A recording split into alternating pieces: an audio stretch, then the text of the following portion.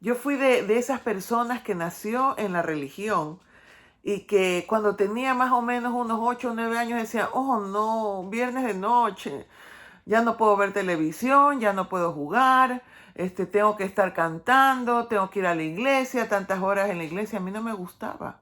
Sinceramente no me gustaba, me parecía, iba a la primera parte que es la escuela sabática y me gustaba porque estaba con personas de mi edad. Pero de ahí subir a la media hora de anuncios, y de ahí arrodillarse, levantarse, orar. Y unos sermones larguísimos. Y terminaba tan tarde. Cuando yo tuve aproximadamente unos 14, 15 años, yo no quería saber nada de la iglesia. Y yo no estudiaba en un colegio adventista. Y a medida que fui creciendo, le tenía más coraje a la religión. Ojo, le tenía coraje a la religión, no a Dios. Y yo tenía unos padres que eran unos padres, no eran exigentes. Exigentes eran mis abuelas, que cuando iba a la casa de ellas, pues el día sábado para mí era tan triste porque no había que salir a hacer obra misionera. Y en mi país, Ecuador, mayormente yo vivía en la costa, hace calor. Entonces, ay, ir a hacer obra misionera. Yo quiero que comprendamos un poquito qué es lo que pasa con nuestros hijos. Y veamos en nuestras Biblias que dicen, ¿no? Primera de Timoteo 5:8, que es bien importante. Dice Primera de Timoteo 5:8, porque si alguno no provee para los suyos y mayormente para los de su casa, ha negado la fe y es peor que un incrédulo. Esto lo que nos quiere decir es que si nosotros somos personas que servimos a la iglesia y descuidamos las necesidades de nuestros hijos cuando son pequeños, nuestros hijos le van a coger coraje a la iglesia. Miren que yo les digo que yo sabía que cuando iba con mi abuelita, que era la directora de la escuela adventista, y mi otra abuelita era la tesorera de la iglesia más grande que había en Ecuador, yo ya sabía que al salir de la iglesia más o menos me tenía que quedar parada otra hora fuera de la iglesia mientras confraternizaban. Entonces yo me moría de hambre. ¿Por qué les digo esto? Porque si nosotros vamos a llevar a nuestros niños a la iglesia desde pequeños, tengamos el suficiente criterio de llevarles un librito para pintar, tengamos el suficiente criterio para entender que para los niños estar 3, 4 horas en la iglesia sentados como estatuas no es bonito. Entonces nosotros como padres nos tenemos que ingeniar qué debemos hacer. A mí en la iglesia me decían el correcamino porque yo ni bien terminaba, yo salía corriendo. Incluso si daba un sermón, yo decía, hermanos, lo siento, pero ya me tengo que ir porque mis hijas tienen hambre. Entonces, muchas veces a mí me ha tocado tratar como pacientes, yo soy psicóloga, tratar como pacientes a hijos de pastores que detestan la iglesia. ¿Por qué? Porque sus padres todo el día metidos en las cosas del Señor, como descuidándolos a ellos. Entonces yo lo primero que quiero pedirles es que ustedes tengan un equilibrio entre las necesidades de sus hijos y lo que es la iglesia. Porque si, por ejemplo, ustedes tienen un esposo que no comparte la fe y ustedes se convirtieron estando casados y ustedes se van a la iglesia a las 8 de la mañana de la clase de maestro y llegan a la 1 de la tarde y no han dejado lista la comida, ¿qué hombre va a querer la iglesia? ¿O qué mujer va a querer la iglesia? Sobre todo si nosotros nos dedicamos a retar a nuestros hijos para que cumplan los preceptos de la iglesia. Entonces, primero, en primer lugar, veamos quiénes somos nosotros. Yo no estoy criticando, no me van a malinterpretar. Estoy diciendo que tenemos que ser equilibrados y nosotros tenemos que revisarnos primero. ¿Qué tipo de hijo de Dios eres tú? ¿Eres tú el hijo de Dios correcto que Dios te pide que seas? Ustedes en este momento están aquí levantados de madrugada clamándole al Señor. Y después de esto deberían estar con una cara de felicidad. Que sus hijos digan, ay, ya quiero que sea la madrugada porque después de la madrugada mi papá y mi mamá están felices, están amorosos, están radiantes. O terminan la madrugada de mal humor, mal genio y comienza la cantaleta del papá y la mamá. Levántate, hay que desayunar, que si no, no vas a llegar a tiempo a la escuela, llenándonos de formas de ser que no reflejan a Cristo. Porque Cristo nos dice las cosas una vez y si no las cumplimos, vive las consecuencias. Tú llamas a tu hijo a desayunar. Si lo llamas a desayunar y no viene a desayunar, se irá sin desayunar a la escuela. No va a desmayar, no se va a desmayar ni se va a desfallecer. No va a pasar nada grave que no sea que le duele el estómago y le hace bulla porque tiene hambre. Pero mañana cuando lo llames a desayunar, es casi seguro que lo va a hacer. Pero si tú estás, ven a desayunar, levántate que ya se va a hacer tarde para el colegio y lo haces 5 veces, ¿por qué va a obedecer a la primera si sabe que tiene 4 oportunidades más de ir a desayunar? Entonces, nosotros tenemos que ser coherentes, consistentes y no repetitivos. Primero, ¿qué tipo de hijo de Dios, qué tipo de hija de Dios eres para que seas el modelo para tus hijos? Porque lo que dice se va a quedar un 30% en su memoria. El resto es el ejemplo que tú le das. Tú eres una persona que refleja el carácter de Cristo. Eres una persona firme pero amorosa. O eres una persona que grita o te crees perfecto y perfecta.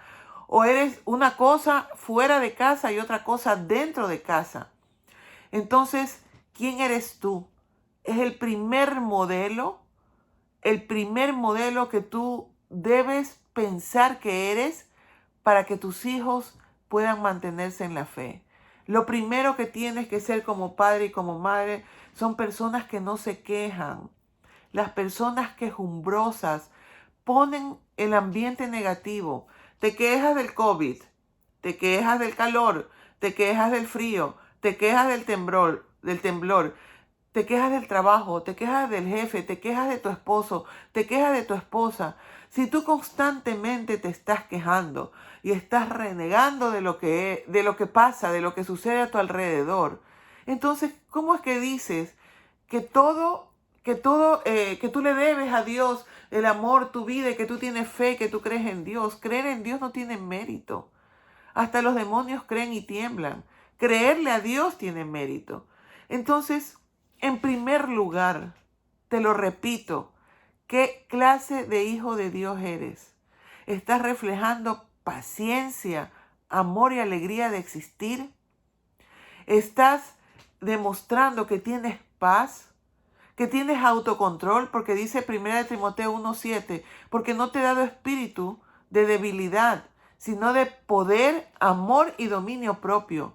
¿Logras manejar tus emociones?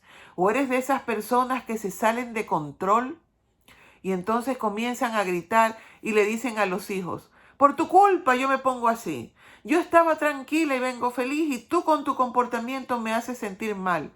Tus hijos no tienen la culpa de que no tengas dominio propio. Cuando tú le dices a tus hijos, tú me haces gritarte, tú le estás enseñando a tus hijos que cualquiera grita. ¿Te imaginas que Dios nos tratara de esa manera? ¿Tú me haces enojar? No es así. Tú te enojas porque no tienes control de tus emociones. Y tú, si tú tienes a Dios en tu corazón, tú tienes que saber que tú tienes autocontrol. Y las cosas en casa deben ser de tal manera que cada acción positiva tiene una consecuencia negativa. Positiva. Una acción negativa, consecuencia negativa.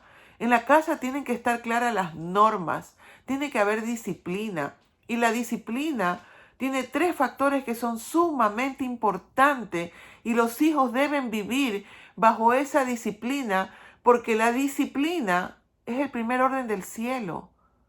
Entonces, ¿cuál es el primer punto? El primer punto es que nosotros tenemos que ser personas ordenadas.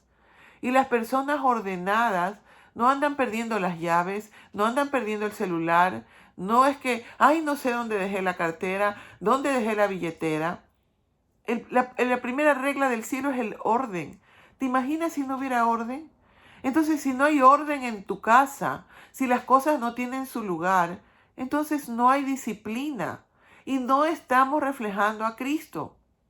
Nuestros hijos, para que crezcan seguros, tienen que crecer en un ambiente disciplinado.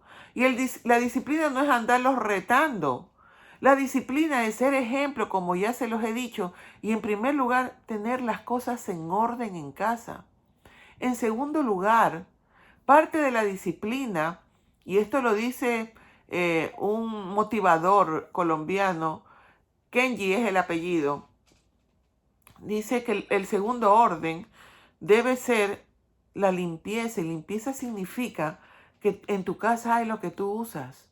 Las mujeres somos expertas en dejar pedacitos de zanahoria, pedacitos de ensalada, unas cosas en la nevera que cuando las vamos a ver ya están llenas de hongos. De tener el tarro de pintura que por si acaso en algún momento necesitemos el color. Cuando ya lo vamos a ver está hecho piedra. Que la fundita, porque esa es para la basura. Me daba risa que yo veía ese ejemplo, que tienes la blusa y la chompa que la usó el abuelito, después la usó el hijo, después la usó el nieto, después ya tiene huequito y se la hacen para el perrito, después la cogen de trapito de limpiar y nos llenamos de cosas inútiles.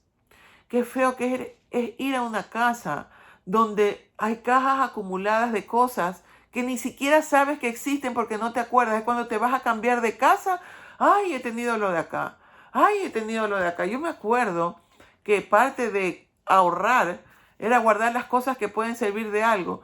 Y habían en mi casa una caja de lazos de papel regalo, pero que era eternamente llena, porque siempre había demasiados lazos para papel regalo, pero cuando era el momento de envolver siempre se compraba un lacito.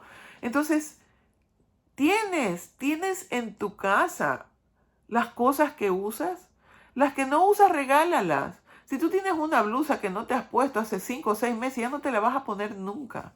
Regálala, hay personas que no tienen. Ten tu casa ordenada, ten tu casa limpia, que no tiene que ver con la limpieza de que barras y sacudas tu casa, tiene que ver con no tener cosas que no uses. Pares de zapatos que no te pones y que cuando te los vas a poner se les sale la suela porque si no los usas se dañan. Carteras del año 1 que jamás usas. Esa ropa que te compraste para cuando bajes de peso que nunca te vas a poner. Entonces, ¿hay disciplina en tu hogar? Y lo otro, ¿eres tu palabra? ¿Eres un ejemplo de que lo que tú dices eso es? ¿Eres un ejemplo de que tú no mientes? Yo te pregunto, ¿tú mientes? Yo tuve un caso de una señora que el hijo tenía como 11 años y el niño decía que él era homosexual. Entonces me lleva la señora para que hable con el niño y conversando con el niño de su lucha, de lo que él pensaba, de lo que él sentía. A medida que yo traté a la familia, porque terminé tratando a la familia, me di cuenta de lo altamente conflictivos que eran el papá y la mamá. Entonces, ¿qué niño va a querer casarse si ve a sus padres constantemente peleando? ¿Qué niño quiere crecer cuando ve que su papá solamente se queja del trabajo y de lo mal que le va en la vida? ¿Cómo nuestras jóvenes van a querer ser adultas si la mamá solo se queja de que todo hace en la casa y de que nadie la ayuda? Somos una constante queja. Entonces entra la señora y yo hablando con el joven de su lucha, de lo que él pensaba, de lo que él sentía, me dice, entra la señora con el esposo y les digo, bueno, cuéntenme en cuál es su pecado. Se quedaron pensando un rato largo de cuál era su pecado y no dijeron nada. Entonces, yo les leí Gálatas 5, ¿no? Gálatas 5, ¿dónde está? Donde habla de manifiestas son las obras de la carne, Gálatas 5:19. Y manifiestas son las obras de la carne, que son adulterio, fornicación, inmundicia, lascivia, idolatría, hechicería, enemistades, pleitos, celos, iras, contiendas, disensiones, herejías, envidias, homicidios, borracheras, orgías y cosas semejantes a estas, acerca de las cuales os amonesto, como ya os he dicho antes, que quienes practican estas cosas no heredarán el reino de Dios. Y ahora, ¿qué nos dice Primera de Corintios? Vamos viendo las cosas que son pecado, ¿ya? Primera de Corintios, parece que se me perdió el versículo. el versículo de Primera de Corintios, donde nos dice, a ver, entre tanta charla hay cositas que se me pierden. Primera de Corintios 6, 9 y 10. 6, 9 y 10. Primera de Corintios 6, 9 y 10. ¿No sabéis que los injustos no heredarán el reino de Dios? No erréis, ni los fornicarios, ni los idólatras, ni los adúlteros, ni los afeminados, ni los homosexuales, ni los ladrones, ni los ávaros, ni los borrachos, ni los que maldicen, ni los estafadores heredarán el reino de Dios. Entonces yo le dije a ellos, el pecado, ¿cuál es tu pecado? Le digo al niño y me dice, bueno, estoy luchando contra lo que usted me ha enseñado en la Biblia que no debe ser. Le digo que yo también lucho porque mi pecado es que yo soy manipuladora y soy mentirosa y soy celosa y a veces soy conflictiva. Entonces yo les digo a los padres que estaban ahí sentados, y ustedes, nuevamente se los pregunto, y calladitos, no decían nada. Yo les digo, pues bueno, quiero que sepan que nosotros dos, él y yo, reconocemos lo que somos y nuestros pecados, y ustedes ni siquiera saben qué pecado tienen. Hermanos, ¿quiénes creen ustedes que están más lejos de poder alcanzar el cielo?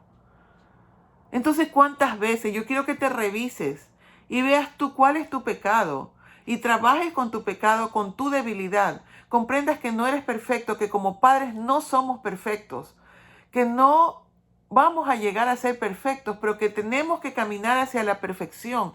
Y lo primero que tenemos que hacer es ser humilde y reconocer cuáles son nuestros errores y nuestros defectos. Te pasas diciéndole a tu hijo, ¿qué me pasa? ¿Por qué Dios me mandó un hijo como tú? Yo aguanto a tu padre por ti. Yo que me levanto temprano a orar, a estar de rodillas, y mira lo que tú eres. Eres un mal agradecido. Nosotros tenemos que aprender que nuestra vida debe ser un testimonio como padres. ¿Quieres mantener a tu hijo en la fe? Demuestra que eres feliz y que eres agradecido. Si eres de esas personas que están deprimidos por la cuarentena, por todo esto que pasa, ojo, que es pretexto. El que se deprime por todo. El que se queja por todo. Ahora tenemos el pretexto perfecto, que es la cuarentena, pero siempre nos hemos andado quejando. Entonces, escribe, pon una libretita a tu lado y antes de dormir cada noche agradece.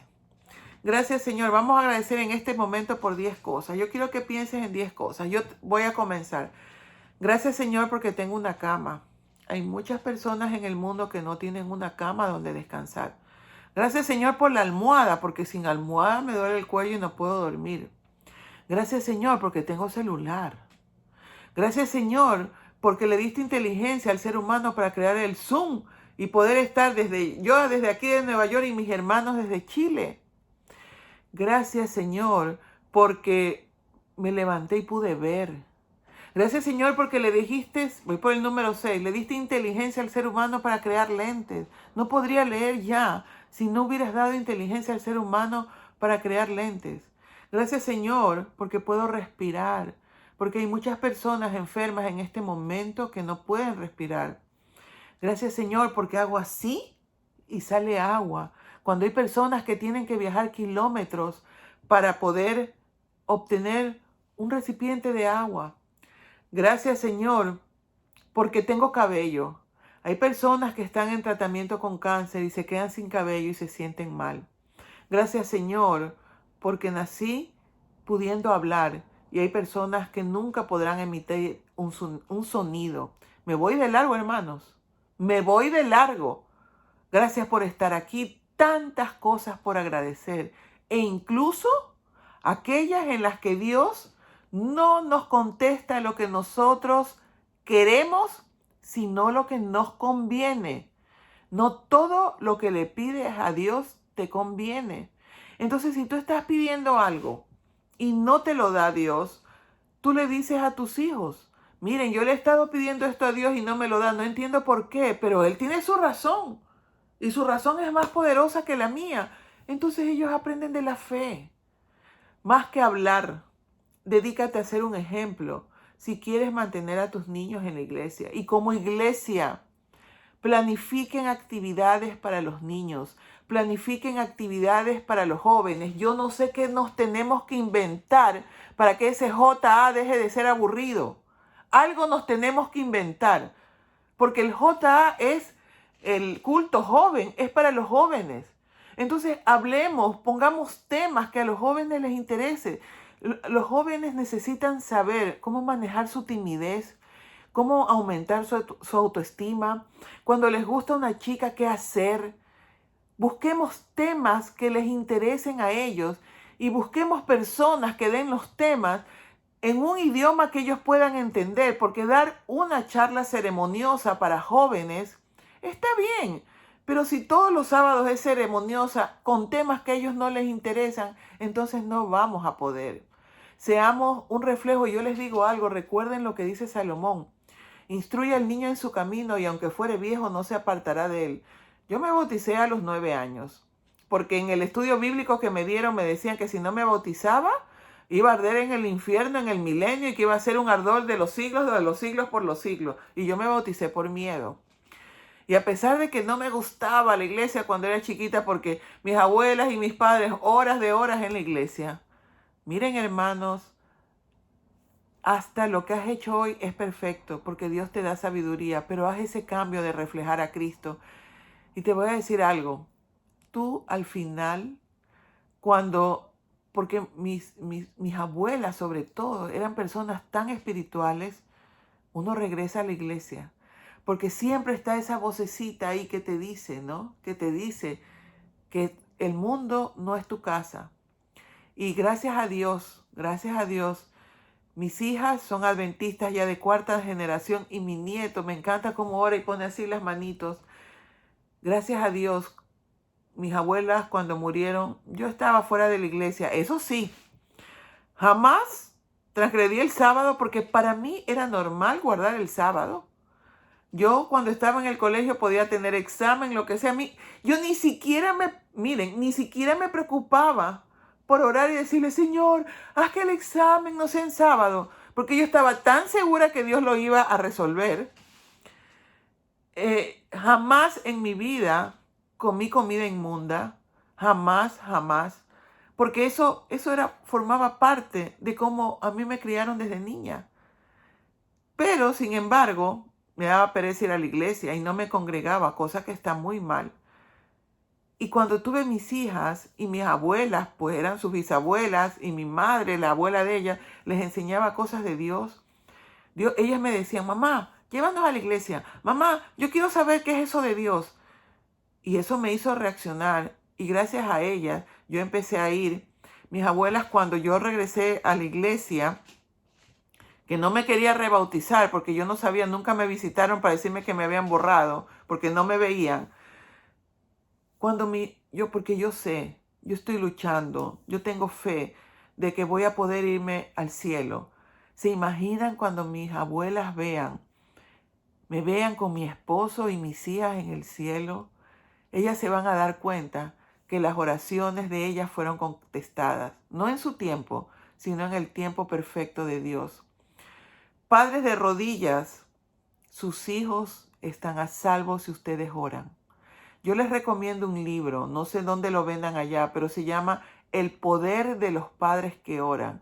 Es un libro maravilloso, es escrito por un pastor evangélico, pero es un libro realmente lindo donde nos nombran los versículos y nos hace entender un poco la psiquis de los hijos para nosotros poder mantenernos orando. Muchas veces es a través de los hijos que Dios te mantiene a ti de rodillas. Porque si quizás no tuvieras a tu hijo en alguna circunstancia, quizás no estarías orando y con la fe en este momento, ni levantándote de madrugada por tus hijos. Nosotros somos capaces de hacer lo que sea por nuestros hijos. Así que nos va a ir bien. Tengamos fe. Y si tu hijo no quiere ir a la iglesia y si tu hijo se va de los caminos del Señor, no nos cansemos de orar, porque Dios al final responde. Pero recuerda hacer tu parte Recuerda estar en comunión con Dios y recuerda que eres tú el ejemplo de lo que es tener a Cristo en tu corazón. Los adventistas debiéramos estar sonriendo todo el día para que nos pregunten, oiga, ¿y usted por qué sonríe? Y nosotros poder decir, porque yo soy adventista del séptimo día, porque yo tengo a Cristo en mi corazón y porque estoy esperando su advenimiento. De ahí vienen nuestras palabras adventistas, versus con cara de enojado. Porque yo soy adventista, porque yo... ¿Y qué es ser adventista? Yo no fumo, yo no tomo, yo no bebo, yo no me maquillo.